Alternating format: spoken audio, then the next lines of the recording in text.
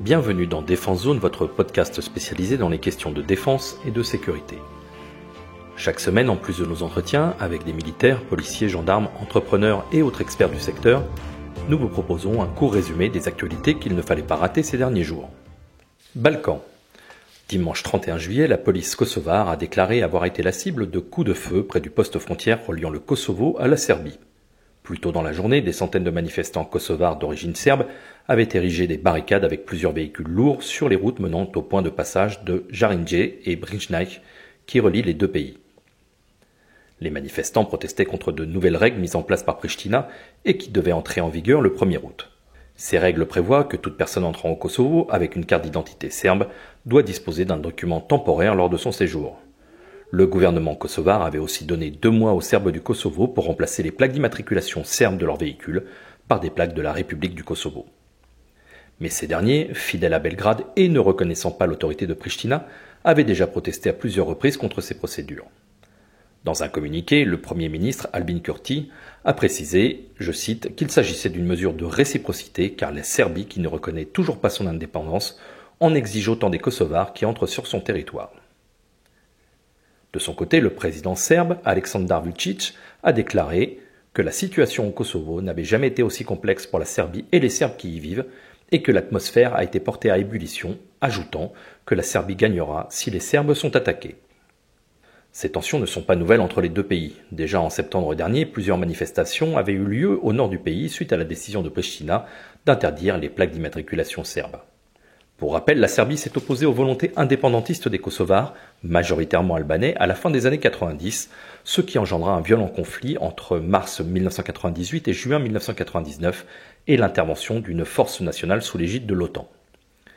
La résolution 1244 des Nations Unies, votée à l'issue du conflit, autorisait le secrétaire général à mettre en place une présence internationale civile sur l'ancienne province serbe, dont le but, dit, assurer une administration intérimaire afin de permettre à la population de ce territoire de jouir d'une autonomie substantielle au sein de la République fédérale de Yougoslavie. Malgré cette résolution, acceptée par les deux parties, Pristina décida seule de proclamer son indépendance en 2008. Depuis, les tensions sont toujours aussi vives entre les deux pays, certains observateurs craignant même une reprise plus large des affrontements. Face à cette situation, les unités de l'OTAN qui composent la force pour le Kosovo, la KFOR, se sont dit prêtes à intervenir dans le cadre de la résolution 1244, tout en contribuant, je cite, à soutenir pleinement le processus de normalisation entre Pristina et Belgrade et appellent tous les partis à poursuivre les négociations. Mardi dernier, le gouvernement kosovar a finalement décidé de reporter d'1 mois l'entrée en vigueur des nouvelles règles à l'origine des tensions entre les deux communautés. USA. Samedi, sur mes ordres, les États-Unis ont mené à bien une frappe aérienne sur Kaboul en Afghanistan qui a tué l'émir d'Al-Qaïda Ayman al-Zawahiri. Justice a été rendue et ce dirigeant terroriste n'est plus, a déclaré en direct à la télévision américaine le lundi 1er août le président Joe Biden depuis la Maison-Blanche. Longtemps numéro 2 de l'organisation terroriste Al-Qaïda, al-Zawahiri en avait pris la tête suite à la mort de son chef historique Oussama Ben Laden à Abbottabad au Pakistan le 2 mai 2011. Longtemps donné pour malade et peu capable de prendre les rênes de l'organisation, il était de nouveau pourtant très actif depuis juillet 2021, une date qui coïncide avec le retour des talibans en Afghanistan. Depuis leur arrivée à Kaboul, le nouveau dirigeant avait multiplié les messages et diffusions vidéo, notamment pour tenter de reprendre une place dans le jeu de la nébuleuse terroriste, fortement trustée depuis quelques années par l'État islamique. L'émir d'Al-Qaïda, que l'on considère comme le cerveau des attentats du 11 septembre, était recherché depuis près de 10 ans. Les États-Unis offraient même une prime de 25 millions de dollars pour tout renseignement permettant de le retrouver. Le terroriste a été tué par une frappe de drone sur sa maison de Kaboul, où il avait été aperçu à plusieurs reprises sur son balcon, a précisé un responsable du Pentagone. Toujours selon ses déclarations, ce sont 2 missiles Hellfire qui ont été tirés.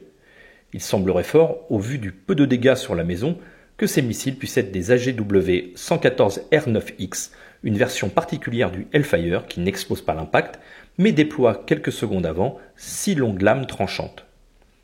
Sa précision permet ainsi de neutraliser la personne visée sans grands dégâts autour ni éclats. Dans un premier temps démenti par les autorités talibanes, l'attaque a finalement été confirmée quelques heures plus tard par la voix de leur porte-parole, dénonçant au passage une violation des accords de Doha de 2020. Les États-Unis ont aussitôt réagi en arguant à leur tour que la violation venait bien d'Afghanistan, les accords stipulant que des talibans s'engageaient à ne pas accueillir de membres d'Al-Qaïda sur leur sol.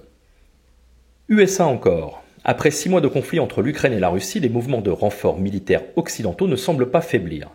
Ainsi, il y a quelques jours, les États-Unis ont annoncé envoyer 12 F-22 Raptor en Pologne pour venir renforcer les avions alliés, dont la France, chargés d'assurer la sécurité du flanc est de l'OTAN.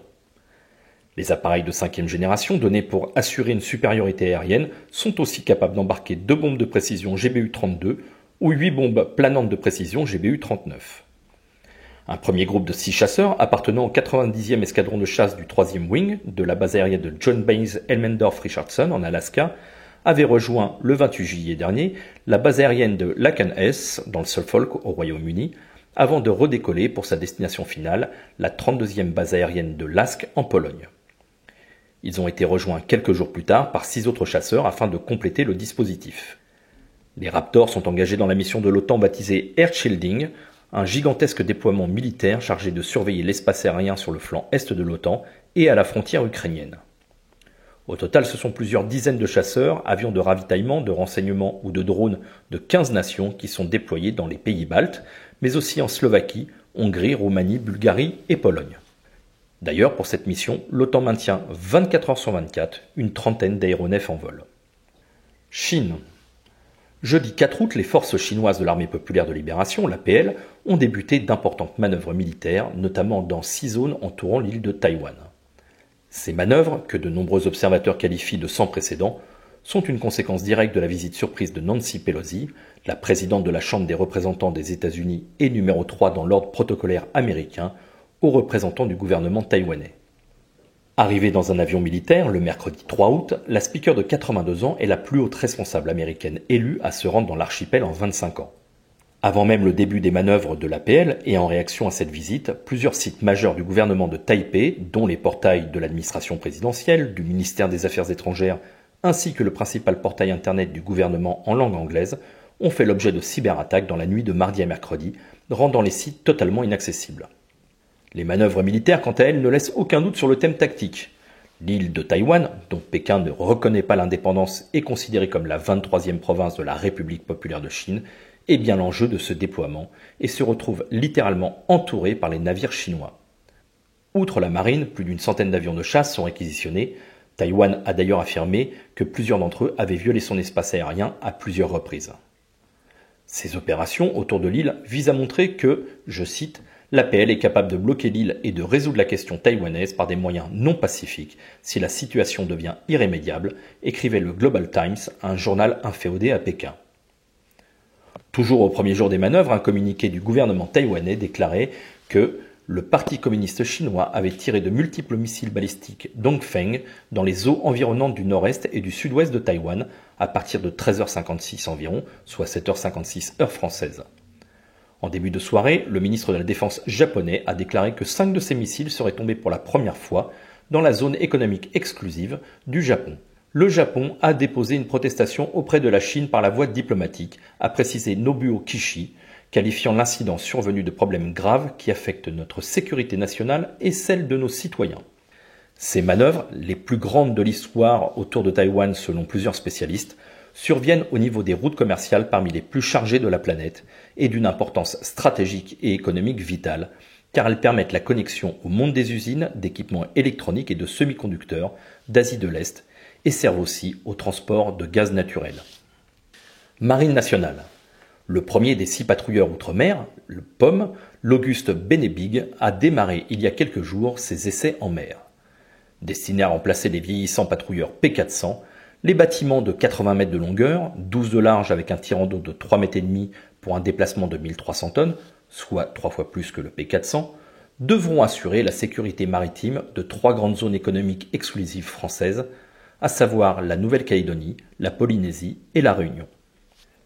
Annoncée par le président de la République en 2019, cette commande, soutenue par la loi de programmation militaire 2019-2025, a été attribuée au chantier naval de Boulogne-sur-Mer, Socarénam.